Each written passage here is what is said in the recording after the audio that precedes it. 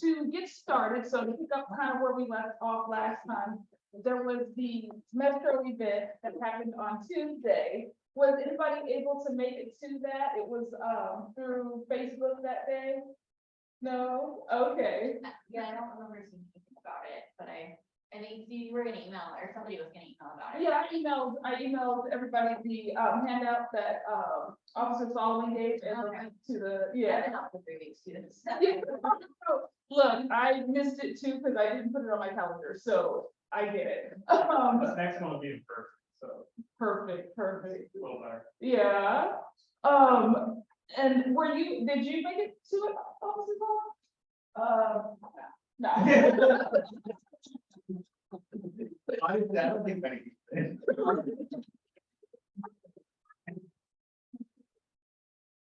I haven't worked night. Okay, gotcha. So, but I do have it on my calendar for next month, and I will send out, the information when it comes through again, as far as location and all that good stuff. It's on full blast, sorry, you guys, hang in there, the room only gets a little warm.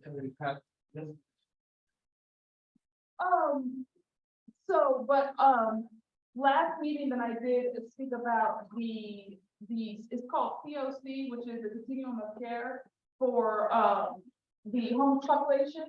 And so I know that some of us hadn't heard about that, so I did find a couple of videos that gave more information regarding it. So I do want to play, those 2 videos so you guys get an idea of it, and also possible funding sources for some people who do provide housing, if this is something that you might want to get into, because there's a lot of money that is going into this project. And there's actually a couple of organizations that I've met that already have been funded by these by this new funding stream that's come into place. So let me pull that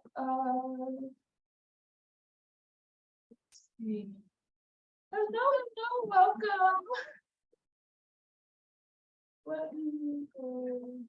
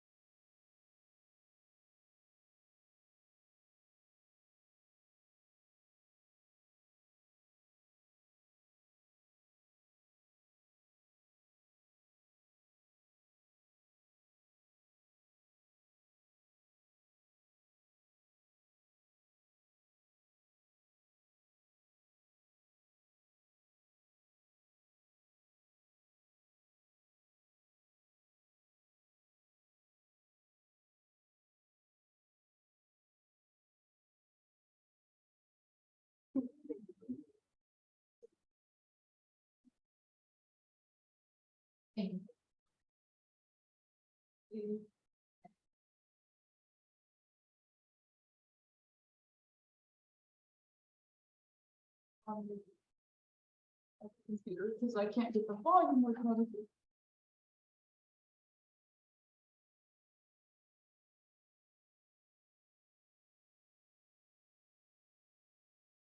When you click share screen, there's sometimes another option for the audio to come through. Okay, let me see.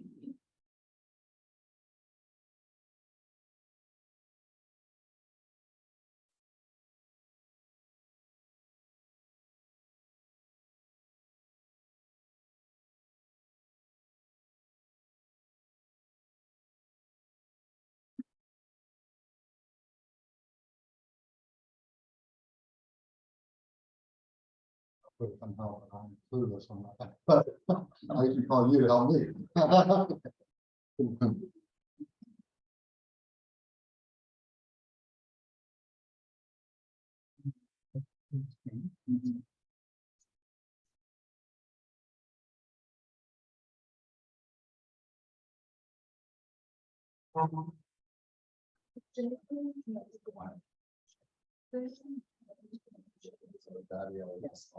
For that. I do. I don't know, we did it. I was like, yeah. There's literally one little box. Okay, thank you so much.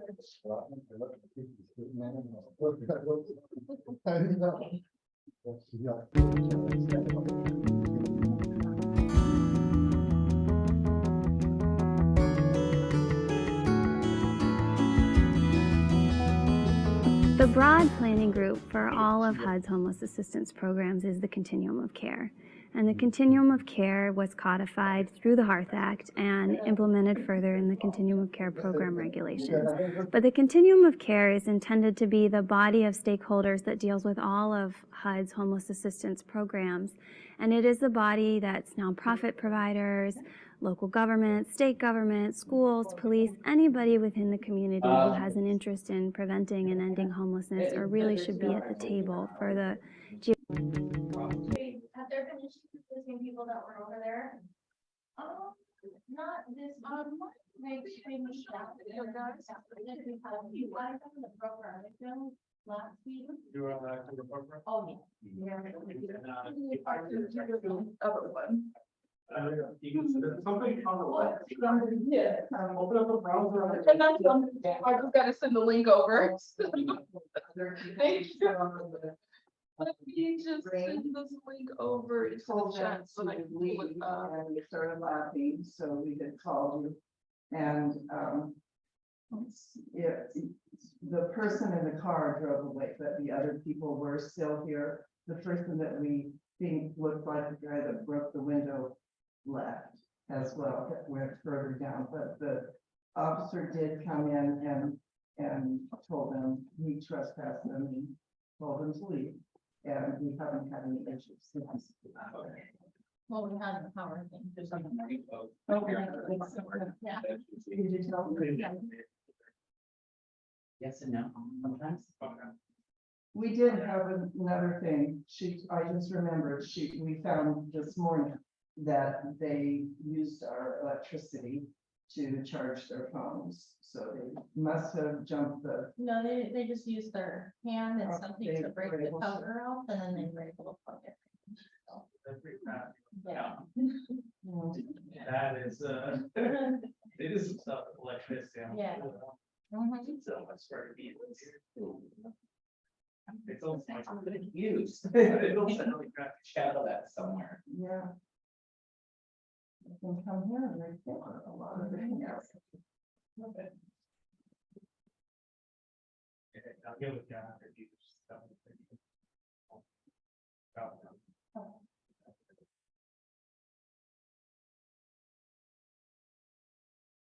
Same issue you had last time?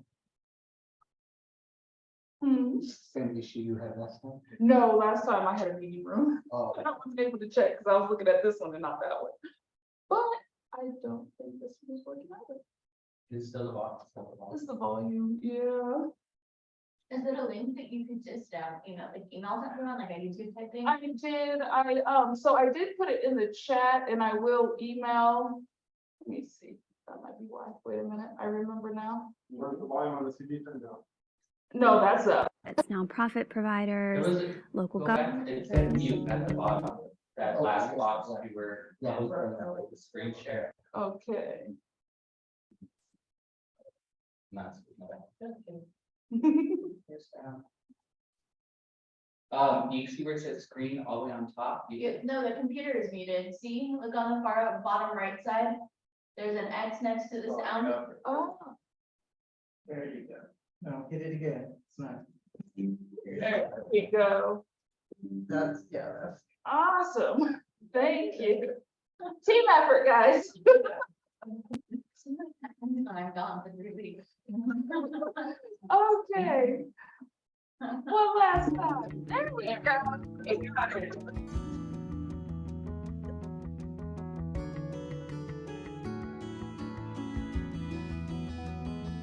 The broad planning group for all of HUD's homeless assistance programs is the Continuum of Care. And the Continuum of Care was codified through the Hearth Act and implemented further in the Continuum of Care program regulations. But the Continuum of Care is intended to be the body of stakeholders that deals with all of HUD's homeless assistance programs.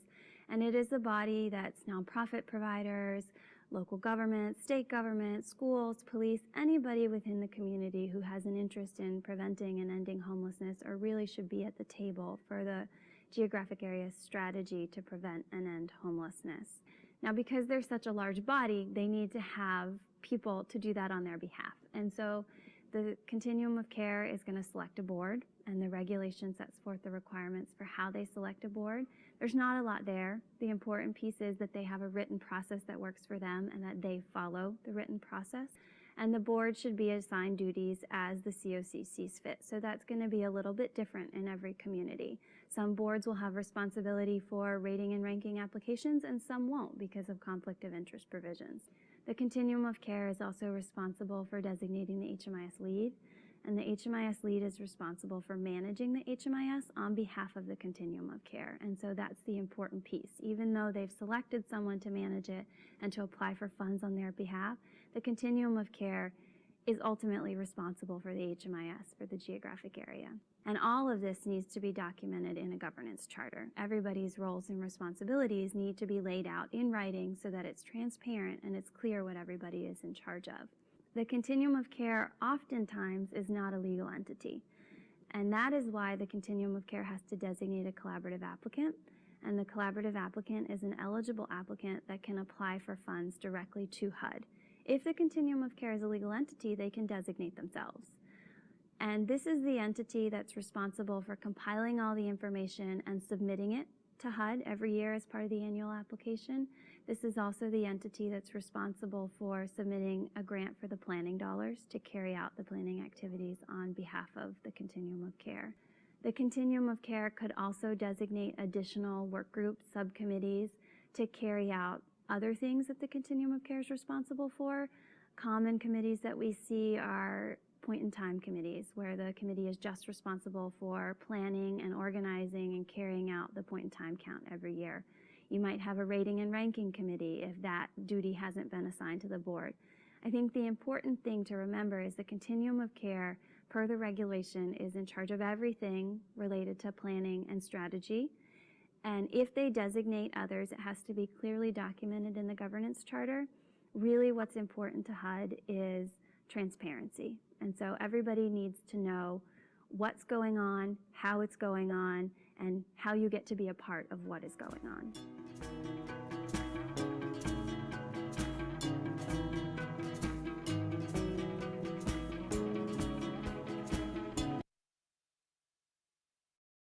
So that was the more technical aspect, and then the other video is gonna show an organization that actually got funding for the continuum of care. Thinking about going solar, but not sure whether it's worth it for your home? Well, before you... It is estimated that on any given night, more than 5,000 people experience homelessness in Southern Nevada, and that includes two Patients an opportunity to partner. To share.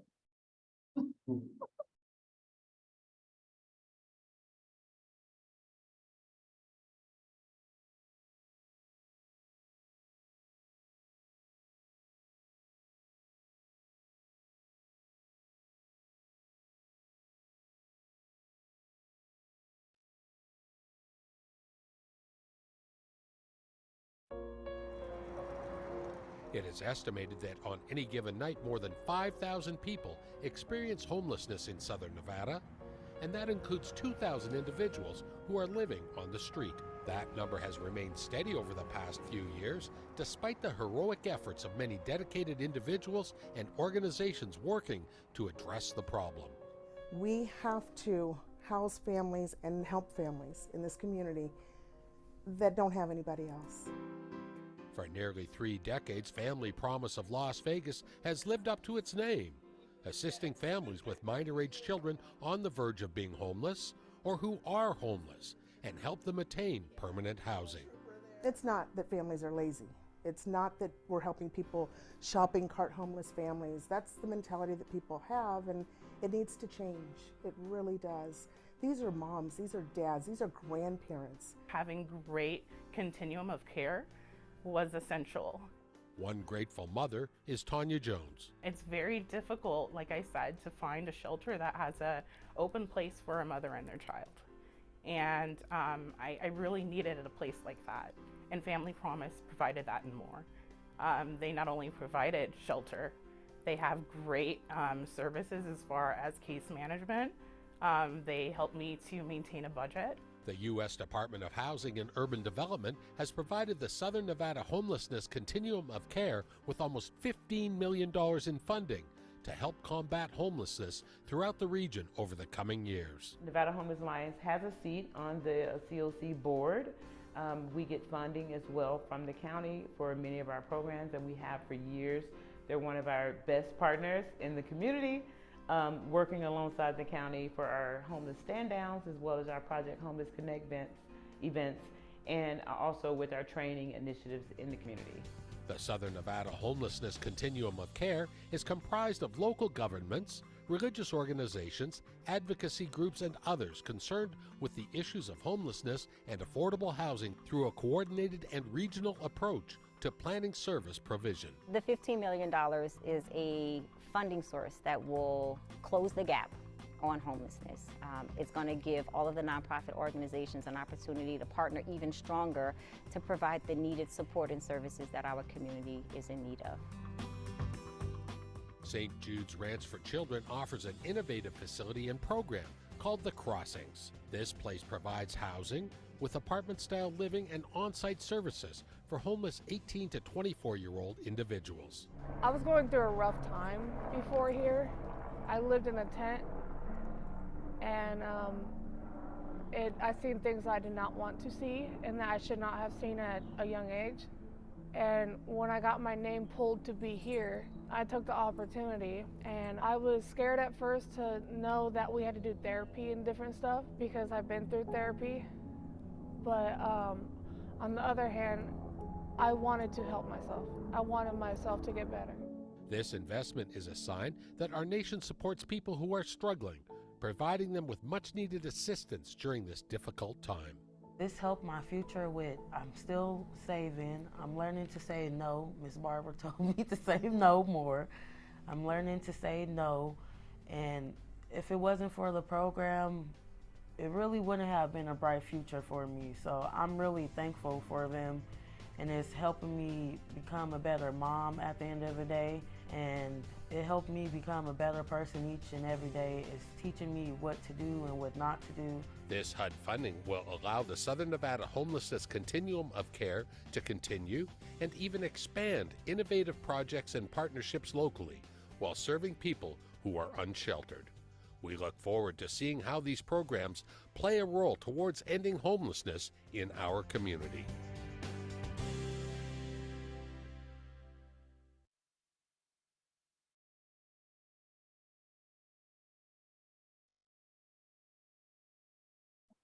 So I don't know if any of you all had known about the continuum of care and homelessness. I know we talked about it before. There were a few that did not know about it.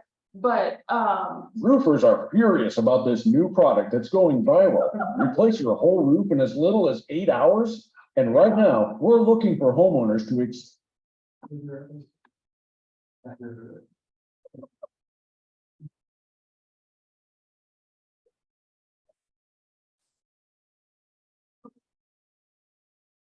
and so for not only for clients that, as far as recommendations for clients that we aren't able to help, but even for our own clients who are looking for housing, if there is agencies that can help, and it's not necessarily HIV specific, but that's still a place that they can be recommended to and try to get them into that housing and stuff like that, which may be more cost effective for them because there's other grants that can also coincide with the assistance that we're able to provide as well. So I definitely wanted to let everybody know about that aspect of things. Did anybody have anything to share? Has anybody looked into anything else or anything that they know about the continuum of care or anything like that they'd like to share? Who oversees the continuum of care here?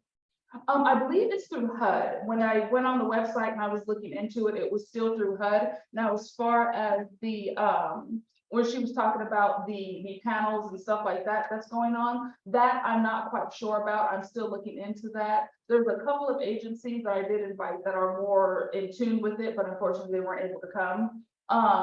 But I just know through the HUD website and just a little bit that I saw, it's like, and some videos that I watched, then it was like where the patient will go through that and they will go through the organizations and stuff versus going directly through HUD. They don't want people, coming to HUD and all that kind of stuff.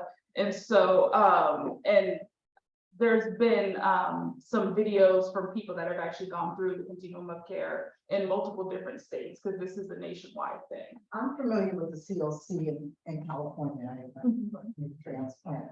And so Contra Costa County oversees the Health and Human Services, oversees the COC. Okay. And so that brings all of the organizations, mental health, medical, all of those together. And they also have a grading system so that organizations who don't produce don't get to reapply for the HUD funding. They also oversee the NOFA process. And that's when HUD programs, you can apply for them. Right. So the Health and Human Services manages all of that. Oh, okay. So you have physicians, you have all kinds of organizations, and the COC, the CEOs usually are on the board. Oh, okay. Right, so they take responsibility for what, if they receive a grant, how to enter that data. I mean, they're responsible for that. And then after the grant is dispersed, you can look on the website and figure out who could fund it and why it was funded. That's why I asked who oversees it. And it looks like the Southern Housing Department oversees it here. Okay. Oh, thank you for that information. Yeah. Okay, so I have to go and continue to do more research. And I do encourage everybody that does attend to also look into different things and stuff to be able to share, because I can't find it all. I still gotta do my day-to-day work and all that good stuff. So anything that anybody is able to find and share and bring to the table, that would be greatly appreciated and certainly helpful. It looks like it's under help.org. Yes, the Southern Nevada Homelessness Continuum. Okay. Help.org. That was very recently, I saw information on them on the news. They are just now in my, as far as I'm aware, they're just now becoming pretty. Right. Yeah. And that's what I understand, is that it's relatively new here, and for it to be overall nationwide, there seems to be a greater initiative for it than what was going on before. Yeah, exactly. Lots of money in the home. I know, what was it? A Lifeline of Hope, or no, not Lifeline of Hope, that's our thing. One of the organizations that was on the meeting with Bridget, I met her through something else, but she was saying that she got over $1 million award for her agency, and that's because they're part of the continuum of care for homelessness, and that's what they're doing. Well, what is it that, where is the funding going in the, like, is there, is it housing? Is it, okay, so specifically it's housing. Yes, it's, well, I believe it covers medical as well, and like all aspects of it for the homeless population, but a portion of it is for housing, getting them stably housed. Yes. Yeah, the office is a basic need, so housing is a basic need. And yeah, but it's a wraparound service. Right. And I know, because there's a veteran organization too, that they're funded through that, but they have to go through the continuum of care in order for them to be able to receive assistance from them.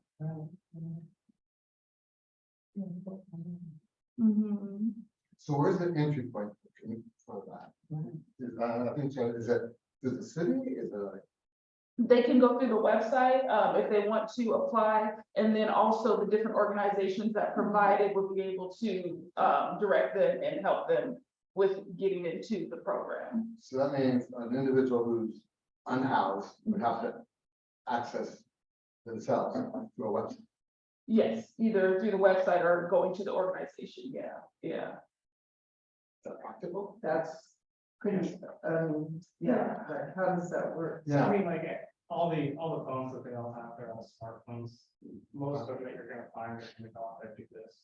Okay. A lot of them already been through the housing. But this being like a wraparound service, is totally different. A lot of times they just don't do what they need to do for the because the underlying mental health and drug addictions and whatever else that might be going on, but with this being a wraparound service, this is different. This is not just HUD by itself, because we're running into issues with the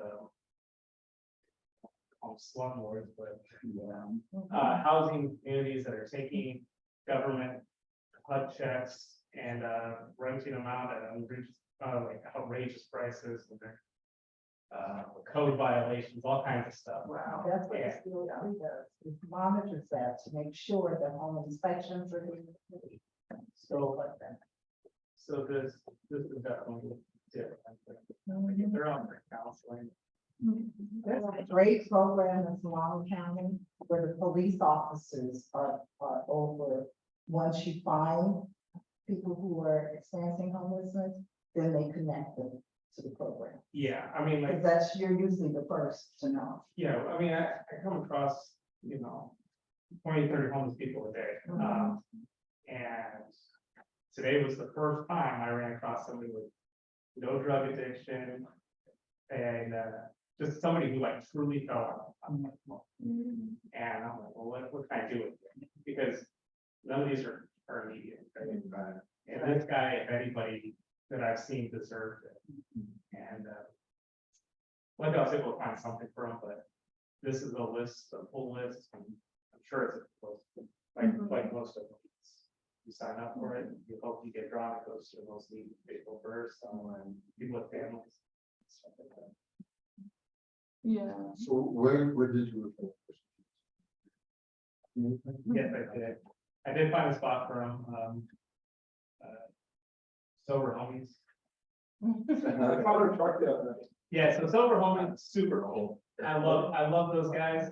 Most of them are felons and all kinds of stuff. Like they'll tell you all about it too. They'll like, yeah, I was in that corner shooting up dope, and oh no, that's crazy. But they all changed their lives around. They're a God focused or religion focused thing. And this guy wasn't particularly religious, but whatever got him off the street. I go to church for that. But That's gone with substitution into that advocates for. yeah, absolutely. These are people that like they've seen the low of the low, and they are doing everything they can to help. They don't receive government funding, which is How do they sustain? they have like private investors and stuff, just like people that are just like, I'm gonna give my money over for something good. And is it like a transitional housing or? It is, so like the first 30 days is about getting them clean, getting them like used to being a part of the community, like they have to, do chores and stuff like that. They have to, advise by certain stuff, right? And then they do church services. After that, they work on getting the job and getting them. It's not a permanent solution, although some of them do stay longer. They manage the house and do other stuff. What assistance do they have in getting sober? In getting sober, a lot of them they use Westcare a lot. But beyond that, it's not like, oh, you got you're addicted. So they do take you back to super. No, they don't do intake because they don't have medical personnel. Like when it comes to detoxing, especially out of this fentanyl. Oh, yeah. Like you'll die. Oh, yeah, no, I was gonna say that, I was gonna say. So they don't have. They do get them integrated into, they link them to. Yeah. Mental health And substance abuse treatment or? Mental health is, they don't really have the mental health aspect. They do have, they utilize love therapy, which is the government funded, but they don't, beyond them being like an advocate for them, like a sponsor, I guess you could say, but it's not like, oh, you're dead to me, you gotta hide. It's all like that. Are they on that handout sheet that I got from you? No, No. they, they're not like, I know because I spent a lot of time in Naked City, that's my area, is that whole area behind the Strat. I've just got to know them over that time. We use them for our recaps, which is after a homicide, we take a pastor and we knock on doors and say, hey, you heard anything, seen anything, any help, anything? Just talk to this guy, you want to pray with them, stuff like that. I just got to know them over that, and they've opened, they have 4 houses in Naked City, and then they have houses in Coron. So they're starting to get pretty big. They got a really cool spot, or not spot. They have a team. They're working with 7-Eleven, so there's a huge hiring issue with 7-Eleven. So they work on them, getting into 7-Eleven or getting into another job. And that's 7-Eleven. A lot of stay in the area, be able to work there. Cool.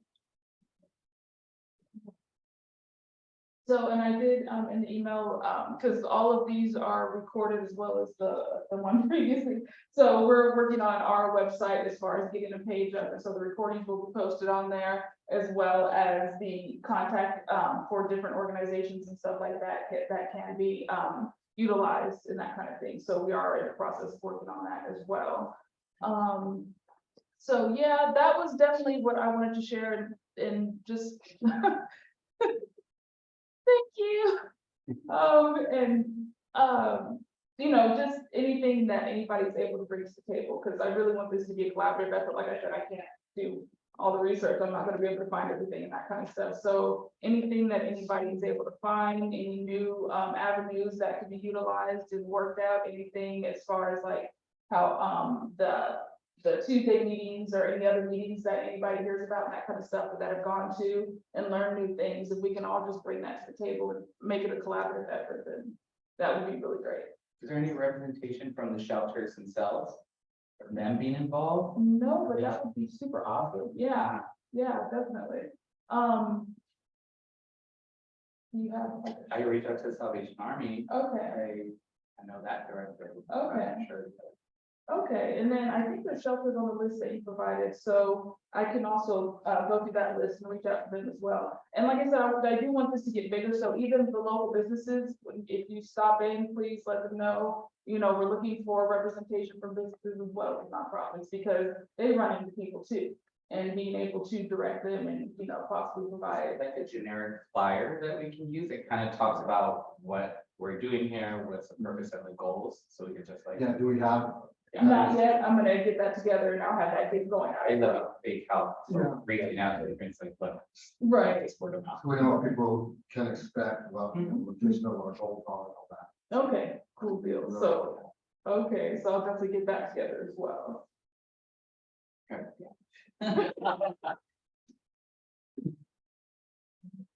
You're doing this is just having more work, but it's worth it.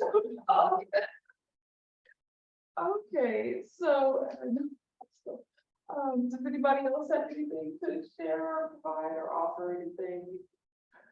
Well, question for this group, what is our purpose and our goal, like moving forward? Are we all meeting here just to share resources, or are we like meeting to do something with the information we have? Right. So, share resources and do something. Part of the do something is going to the Tuesday meetings and like you were saying, get in front of the captains and getting them aware of how homelessness is connected to the mental health and how, you know, all of us need to work together as a collaborative effort to move forward towards that. So it is definitely a mission of doing something and, you know, providing, you know, getting out there and getting things changed and stuff like that to help with the homeless problem. Right now, a lot of it is a sharing of information and stuff and getting an idea of where to go from there and how to move forward. But ultimately it is to actually affect change and get things done. So you envision an ongoing like committee or a group of people who are committed to the purpose and continue to share ideas.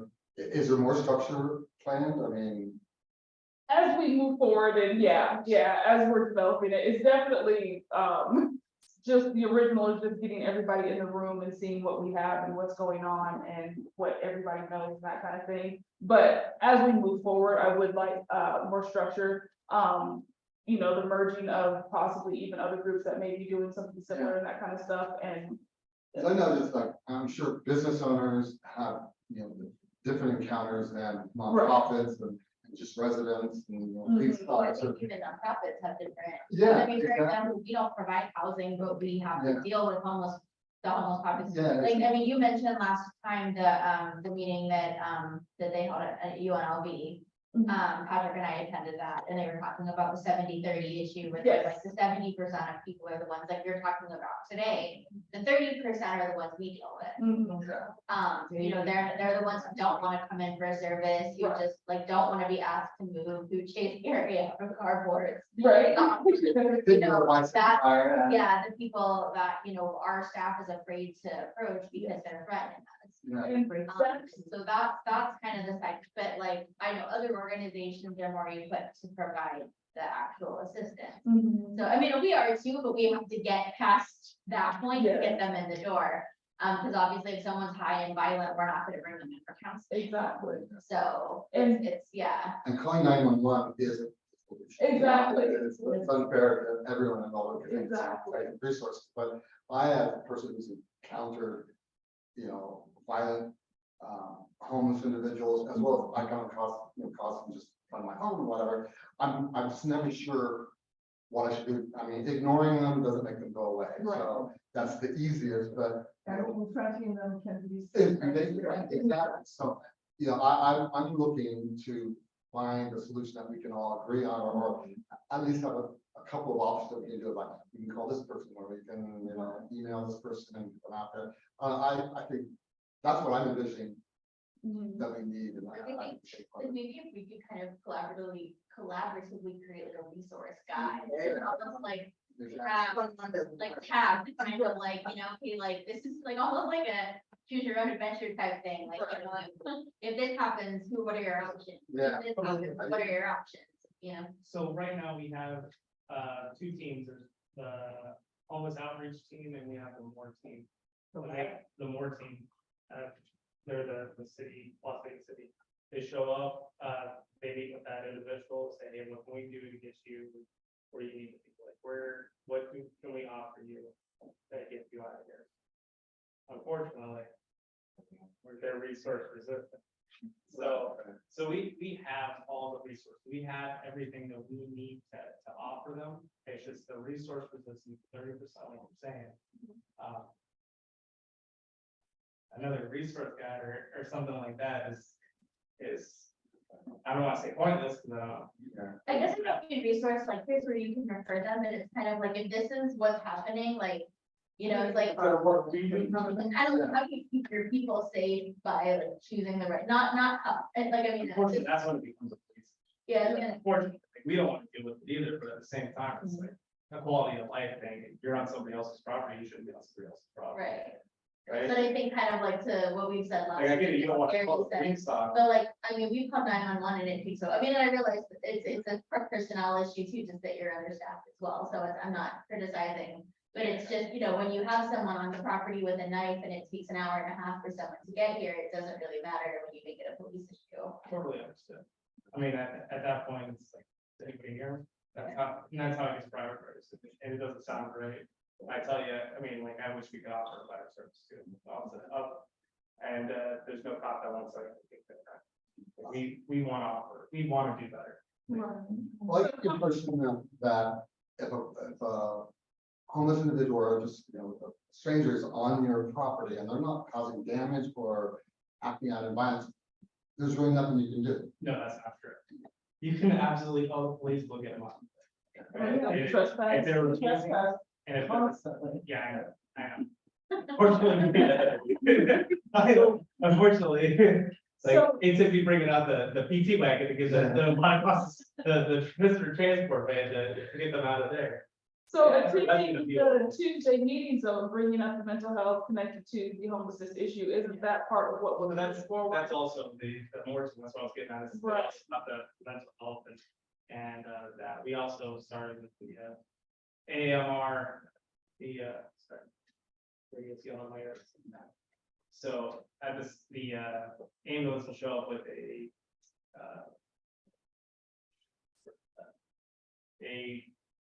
their social worker on the rig, talk to them, bring them where they need to bring them when it comes to mental health. But again, it's not illegal to be mentally ill. You can't force services on something. But the other part that's tricky is that the AMR and that, like the legals and all that stuff are just a Band-Aid. They're not a solution because they'll do a 72-hour hold if the person's a threat to cover others and then they let them go. Right. And then they either come back or they, so it's really making sure the community understands that outpatient treatment is the solution, not like, oh, we'll get them in, you know, whatever hospital for 72 hours and we've solved the problem, like if you haven't. And I think that's a general misconception about mental health and substance use across the board is that detox is a solution, that, you know, an inpatient is a solution. It's not, it just gets them stable for the moment. And the second they're out, it's, who knows? Exactly. So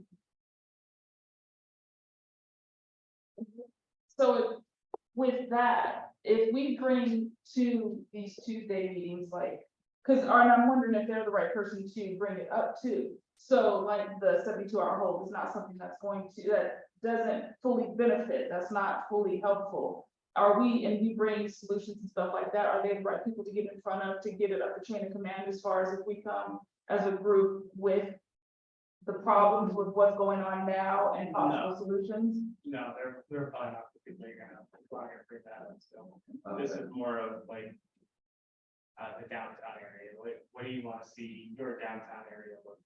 So, I wasn't here this time, so I don't know what the Tuesday meetings are, but I know that community counseling center, we deal, as Aaron said, with 30%. So isn't that, I mean, what is done about that other than what we're doing? You know, I mean, what can we do to advocate something to address that 30%, which is the, I don't want to say, The challenge. yeah. Yeah. The resources that, how we put it.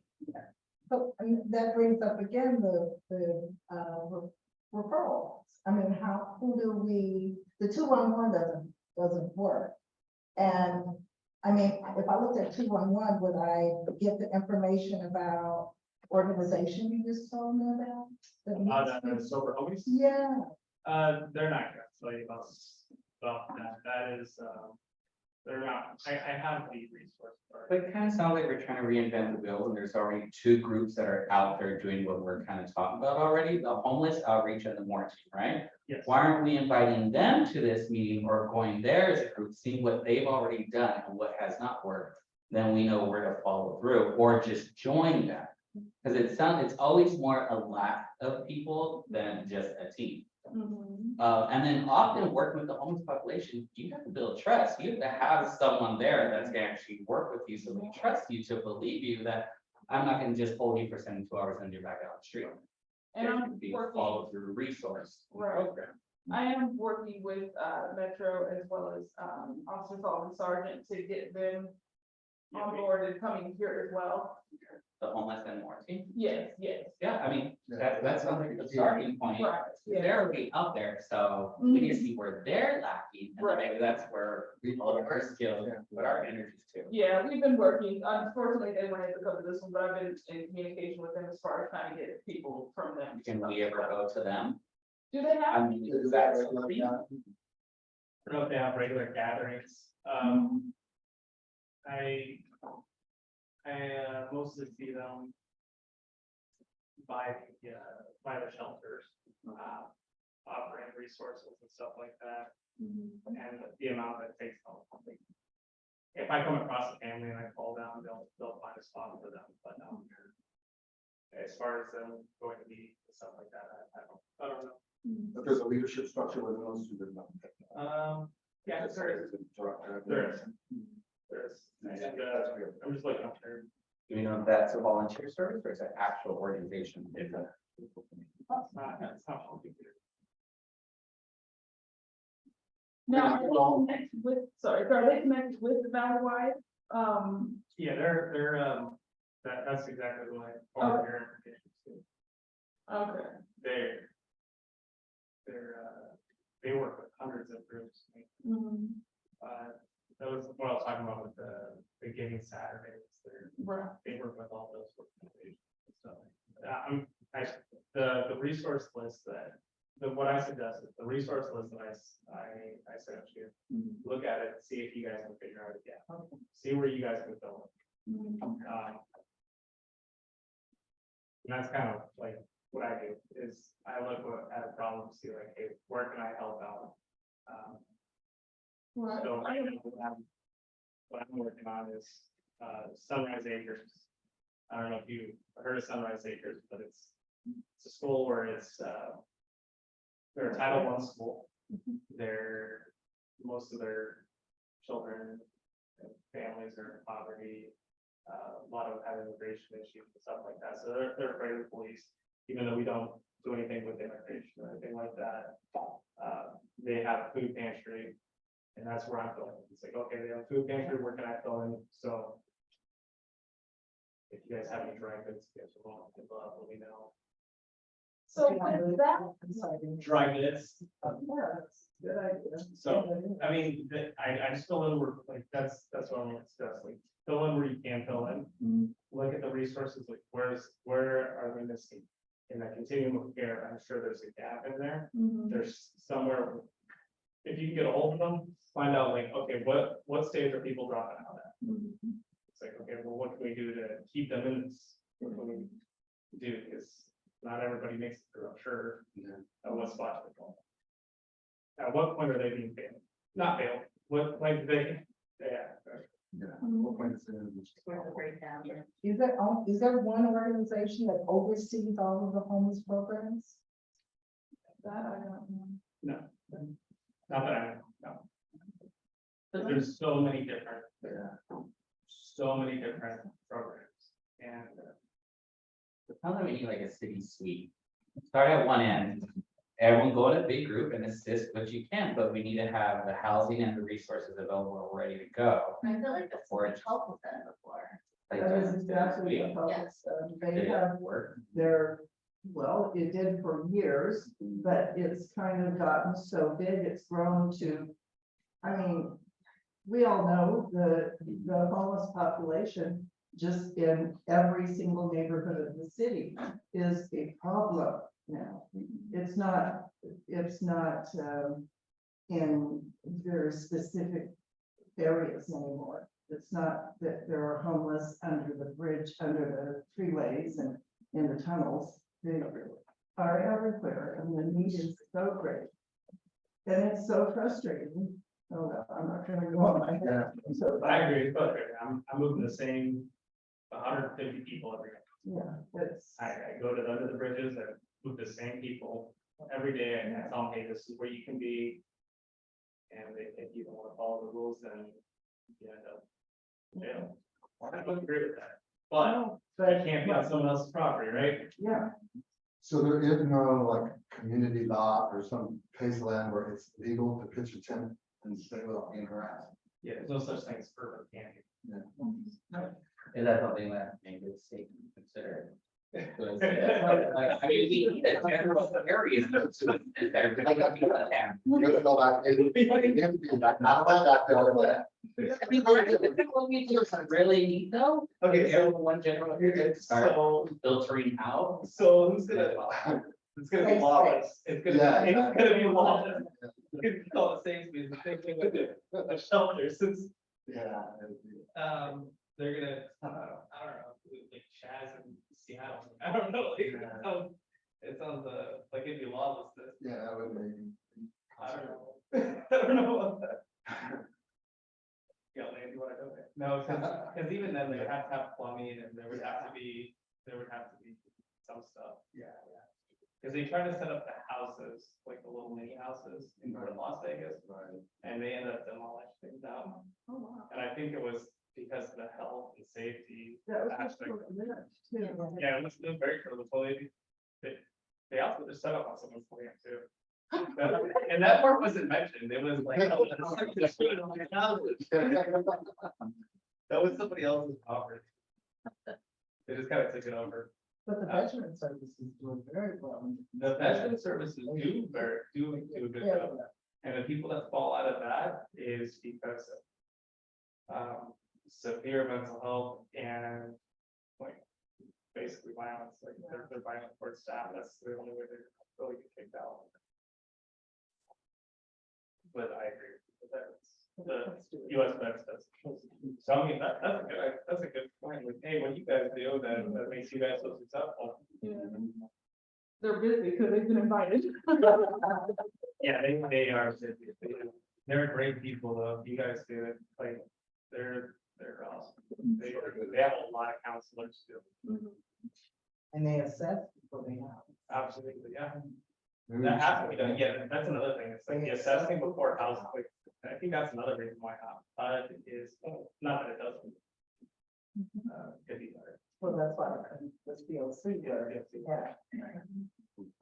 I mean, I haven't seen it work, but it sounds like it could be very, very good. I haven't necessarily seen it downtown yet. And it's connected to Section 8. Mm-hmm. So once you stabilize yourself, you go on the top list of the Section 8 list. Oh, that's. So your house first, especially if you have family, you have a family and so forth. I was saw Papa, so that you connected with COC. Right. Okay, so I'll try to get somebody out here that is from them. I was looking for organizations that were doing it, but that hasn't worked out. So let me just go directly to the source and see if I can get somebody, a representative from them out here to be able to go through and explain more and that kind of thing. Reaching out to the shelters, I would like to get with you on that, and we can reach out to different ones around. And then you said, oh, looking at the gap, we keep filling the gap. My only concern with that is because I looked at the sheet, and it's pretty, extensive sheet already.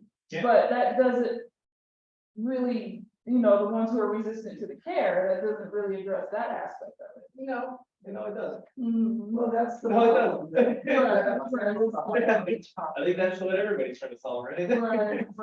Because honestly, there are services and there are agencies and HUD and, how many are addressing, as you just said, especially families. Yeah. There is a lot that is being tried and working to an extent for that situation. But again, back to the ones that are resistant. What is the answer for that? I mean, We found success in court started it, we started citing for it, arresting for it, it's the fresh court program. And it's basically like, hey, you want your charge to go away, you're gonna need to show some proof. And this is like a societal contract, basically. You work with these programs, if you get housing, you do this, you do that. We'll make this go away. So they're not in jail. There is stuff working towards it, but at the same time, it's like, so like, oh, just go to jail, it's easier for me. It's honestly less work, right? Yeah. It's free meals.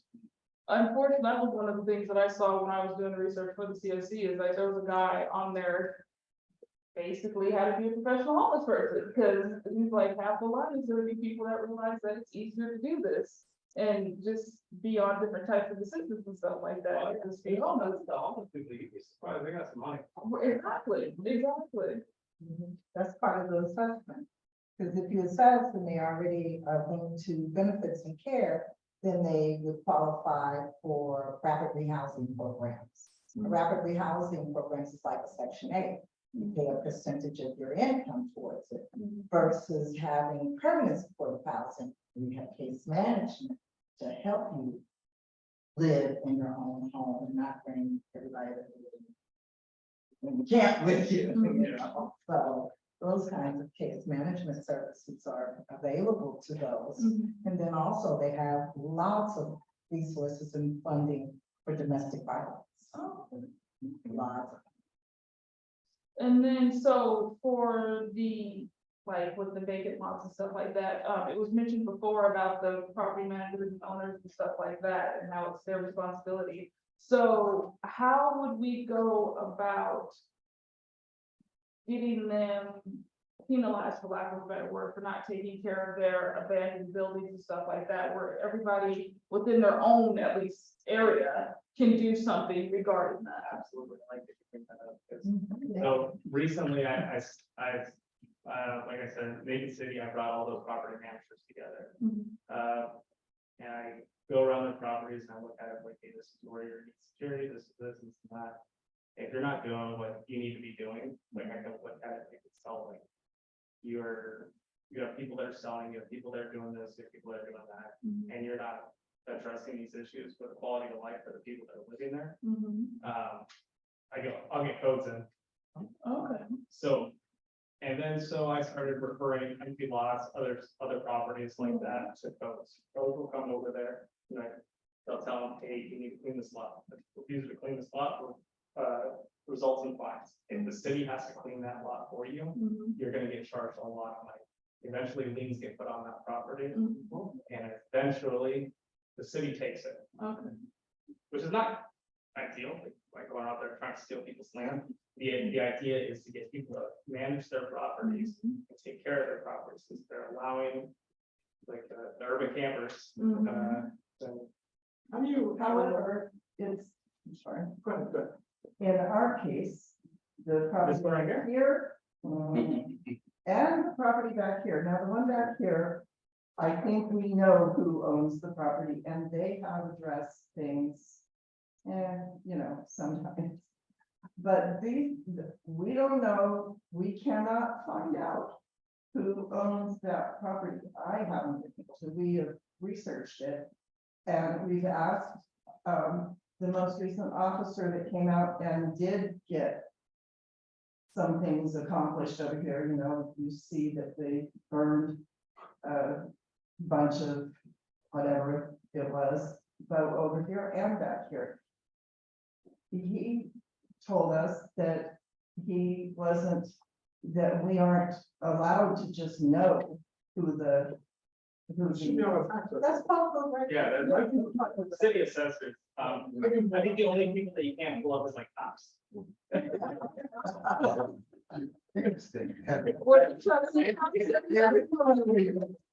And judges. But we wouldn't really have any authority anyway if we were able to contact them because, right? I mean. But absolutely, you can contact those and be like, hey, this Okay, is our issue. so we could go directly to codes. Yeah, you can find copies of the reports that have, because so many times police has been called out, or they able to get copies of reports to be able to call codes and let them know so many times police have had to come out here. So like you're talking like a fine nuisance. Yeah. They codes would be. Yeah, the codes thing is super easy. Thank you for that. That was good to know. Yeah, I use a lot of that. I manage a property where we can't get the tenant to clean up the backyard. And so the owners like file a complaint. And they came out and gave them a violation. Yeah, they'll take care of it. Because, I mean, there are vacant lots. They're not addressing anything. We have to do all the addressing. And we're the ones that are in the, you know, we're the ones that are suffering really with the cost of repairs, the danger, you know, all of that. And it's so frustrating. How do you handle a property where it looks like there's an out? 11th Street. 11th Street. Where 11th? It's hard block, right behind Burger King. Yeah. Okay. Yeah, I managed that property back there. The other day, they were chasing each other with knives. But they're pretty much in the alley, so they're not on anybody's property. So behind the bird. It's, well, There's Burger that- King and Charleston are Yeah, there. it's the, there's the, little, resource job center that they all say that they're waiting in line for. So it kind of gets tough for us. Oh, they're But if they're behind in an alley, if they're blocking like a thoroughway, we can absolutely address that. If they're. right off the way, that's the easy part. It's just- If they're not, it's like, it depends, like, you gotta look at the lot. So you gotta look at the lot lines and determine whose property that is. And a lot of times we won't, like, if I'm driving around, I see it, if that property owner isn't contacting me about it, or if the neighbors aren't contacting me about it, I'm gonna assume that they're not an issue, right? Yeah, it was kind of scary the other day. Absolutely. But do you think that the police officers are being underutilized for these different officers? Absolutely not. Homeless is not a police issue. No. Chasing each other with a knife. If they're blocking a street, they're blocking whatever, and they're being aggressive, like, that's a police issue. If they're on your property and you like, can't leave, they leave. I don't really see them even calling the police properly. Yeah. They're not refusing to leave, they're. I don't see it. I noticed that, talking about this lot across the street, every once in a while, they'll, in the middle of the night, people will drop off furniture. And, is there like someone that's responsible for hauling that away? I just never. know. Yeah, I'll bring it to them. Yeah. That's what we first, I'm like, hey, you need to fence off your gate, you gotta do this, you gotta do that, for people to do it. That's when it goes, it's like, all right, well, here you go, here's your fines, here's this, here's the lien on your property. So if we go through the county assessor and we think we know the owner, because, okay. You don't need to do that, if you just wanna call codes and be like, hey, this property right here. Yeah. Nice. You just go on their website, They can do the. or if you want, if Okay. you have an address, Mhm. I can look it up. for you too. Oh, okay. Okay, perfect. So, and then question for you, there is a question, it's asked, what school were you speaking of? Sunrise Acres, Sunrise Acres, okay. I love that stuff, I love those people, they're great people over there, great teachers. Where's it located? It's 20 Sunrise. Oh. Right in the heart of it. Okay, so for the 30% actionable items, this to actually be able to, I said for that 30% to get them off the property, at least the actionable items are contacting code and getting people out there and getting that ball rolling for them to know what's going on and get those things going. Contacting the homeless shelter, getting them involved. There was something else that was recorded that I can't think of right now. And then also, trying to get those people from, the different police agencies to actually come out and see, yeah. Yeah. Continuing that really. City marshals, city marshals, I believe, and then the hack team, Mhm. homeless outreach team. Yeah, That's Metro, go to Metro cops and a whole bunch of service. Yeah. so me too. Yeah, it's only 2 cops, and, they don't do any enforcement. They're not running anybody, they're not finding out who anybody are, they're like, hey, we do need to get you off the street now. Okay. And with all this. Yeah. I'm not volunteering for this. And then filling in the gaps. Yes, the filling in the gaps, okay. Okay. But, are you guys all like in this area? Yeah, you guys are all in this area? You guys are all property managers in this area. There's, like, we started over there, in Macon City. So we called it our Las Vegas State Village, we just started it. So every area identifies their problem areas. And, we come up with creative ways on how we're gonna clean it up. So with us over there, we're utilizing, constables, property managers, like, hey, this is, like, they're communicating within each other, like, hey, because they'll rent a property, they'll have a tenant that'll rent a property and then go right over to the next one. And cause issues over there, over there, and then just move over, you know, so they're all within the same vicinity, it's getting them out of there. Right. They're gonna go somewhere, but they're not gonna be there. Right. So spread the criminals out, I guess. I don't know if that's any better, but hey, I mean, I think that would be a great place to start for you guys. Is like, hey, what can we do to make this better? Because you guys have schools right around the corner. You guys have a lot, like parks and stuff like that. There's a lot going on in this little neighborhood. And, you know, residences. It's a lot to focus on. And, I think that'd be a good spot to start. Because if you start getting too big, too quick, it gets, everything gets like, kind of lost in sauce, right? Okay, yeah. And reaching out to the different areas. Yeah, it's like within this area. I mean, there's another community center right down the street. And it's like, so, but, I'll get another problem too. Do you know if there's any information that's given to the people who are now accessing the cooling centers? Oh, I have a flyer for this, what you're talking about? Yeah, well, I know where the cooling, we just all got emails talking about the cooling centers, but those who go to the cooling centers, is there information about resources? Oh, yeah, like ours, is at our, almost, and, everything right there. I don't know if you guys been to the brand new courtyard. But the cooling centers are all over. Yeah, they're all over now. So there's no, what I'm asking, is there a case manager or there are flyers or something that once I get to the cooling center, I sit on center, I can find where to get food, where to do this, where to do that. You know? Yeah, there is, I'm sure there is. Like, I have not had anybody who's, I can't find out where to go. I have not come across that. It's all today. But everybody else. They're not. You get like 4 or 5 minutes. Like the ones that hang out around the cooling station. Yeah. Are all the homeless aware of the cooling stations? I think so.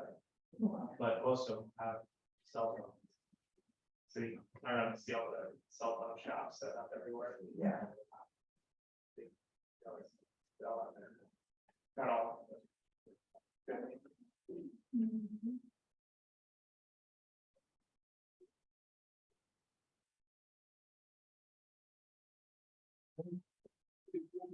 So thank everybody for coming. Thank you guys, I really appreciate it. So we have some actual items to do moving forward. Email will come out with like some code enforcement, different stuff like that. Because have you guys tried to do code enforcement at all? No, not yet, but we're going to. Okay. Yeah. Yeah, there's actually those people already. The building that got burnt down. Where's the bottom of Point Mark? Yeah, yeah. I believe that there was one open up on, but that was a while ago. I don't know. There's an RV set up now and all this other stuff. right, all the way in the back, because we've got a lot of open lots, you know. This one clearly you can see, but the ones back there, it goes all the way in the back of these buildings, you know, the chiropractor's office and everything. And there is a lot, and they're kind of out of view for a good part of it, so they keep building and building and building. There's a lot of tents over there. So that's probably where you're talking about. And I'm Christina Ratner, I'm from Top C, and we have two programs that's going on right now. One is, City of Las Vegas granted us funds to encourage people to vaccinate. And I have flyers in Spanish and in English. Any vaccination is worth $50 per person per vaccine. All right, I took a selfie. So I think pass these around, and we're also with Chattanooga injection site center for those who have no insurance or underinsured. So I'm gonna pass this around, and feel free to have conversation with me or pass along or recruit. All you have to do is scan the QR code for the vaccination. And once the person fills out the application, we reach out, we tell them where the vaccinations that they're supposed to get. Once they're vaccinated, then we meet them at a grocery store or gas station and provide an incentive in their community. So trying to get us all on board. It's English and Spanish, and one is English and the other side is Spanish. Thank you. so much. Thank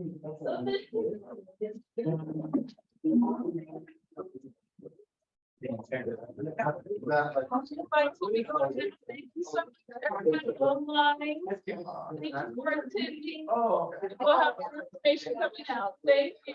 Bye.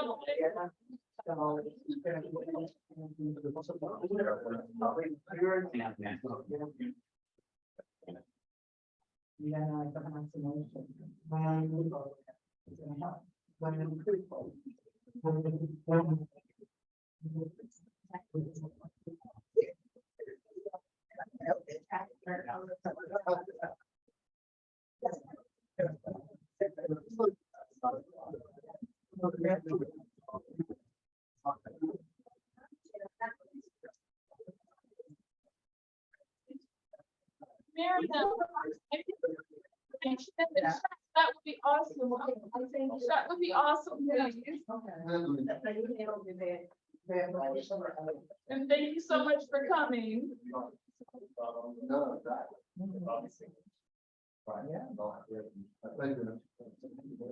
So, our new.